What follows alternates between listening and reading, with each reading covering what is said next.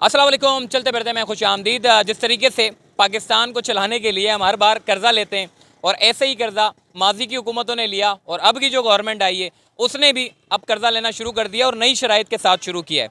ये वो बड़ी ख़तरनाक शराइत हैं जिसको मानने के बाद अवाम का तो पहले तो ये कह रहे थे जी आपने घबराना नहीं है। अब आपने घबराना तो है लेकिन घबराने के साथ साथ आपने ऊपर नहीं जाना, बस ये फ़र्क है।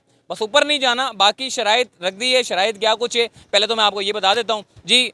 बिजली में जो सब्सिडी दी जाती है जिसकी वजह से शहरी जो होते हैं जो सब्सिडी की मद में उनको बिजली के बिल बड़े कम आते हैं, उनकी जो फ़ी यूनिट में इजाफा नहीं किया जाता, उसकी वजह यह है कि हुकूमत जो पैसा बिजली की मद में जो जो लगाती है उससे आवाम को बरह रास्त फ़ायदा होता है।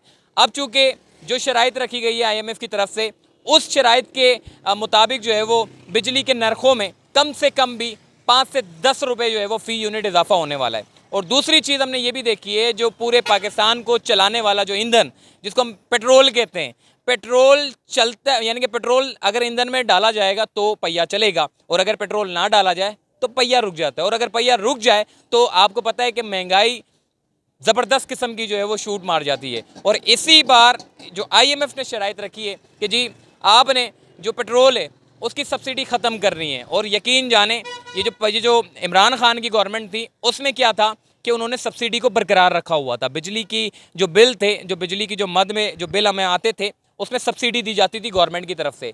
अब क्या होगा, ये सब्सिडी ख़त्म हो जाएगी, बिजली के बिलों में इजाफा होगा, पेट्रोल में इजाफा होगा। पेट्रोल के नर्ख कितने बढ़ाए जाएंगे, माहिरीन ये बताते हैं कि कम से कम भी 40 से 50 रुपये, जबकि हुकूमत का ये मौक़िफ़ है कि कम से कम 10 से 20 रुपये पेट्रोल में जो है वो या 25 रुपये हम इसमें इजाफा करेंगे।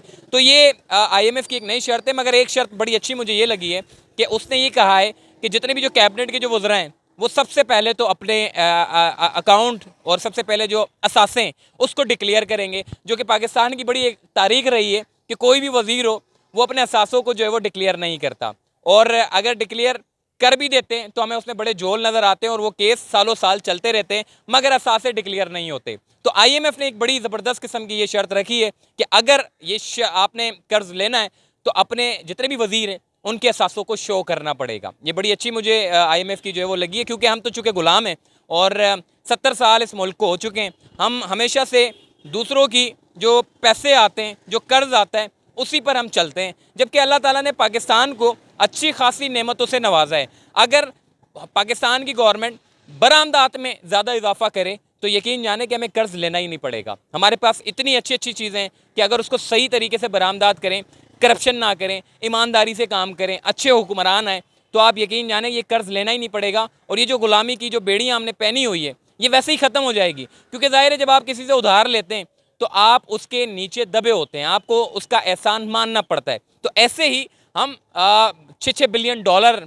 और 5-5 बिलियन डॉलर, 10-10 बिलियन डॉलर जो है वो हम उधार ले लेते हैं अपने मुल्क को चलाने के लिए। तो ज़ाहिर है हम तो फिर गुलाम ही हैं, चाहे वो पाकिस्तान तहरीक इंसाफ की गवर्नमेंट में हो, चाहे वो मुस्लिम लीग नून की गवर्नमेंट में हो, चाहे वो पाकिस्तान पीपल्स पार्टी की गवर्नमेंट में हो। तो अब IMF ने बड़ी तगड़ी जो है वो शर्त रख दी है और उस तगड़ी शर्त को मानने के लिए जो हुकूमत है वो भी उन शराइत को तस्लीम करने के लिए जो है वो रजामंद है। और ये जैसे ही मतलब ये किस्त जारी होगी उससे के बाद जो नतीजा हम देखेंगे पेट्रोल की कीमतों में इजाफा होगा। और मेरा ये ख्याल है, मैं ये समझता हूँ कि चांद रात वाले दिन जो है वो पेट्रोल की कीमतों में इजाफा मुतवक्को है। उसकी वजह यह है कि ईद पे तमाम लोग जो है वो मसरूफ़ होते हैं, चांद रात को बड़े मसरूफ़ होते हैं। और माहिरीन ये मशवरा देते हैं हुकूमत को, क्योंकि बड़े माहिरीन होते हैं, कि अवाम हुकूमत पर तनकीद ना करें।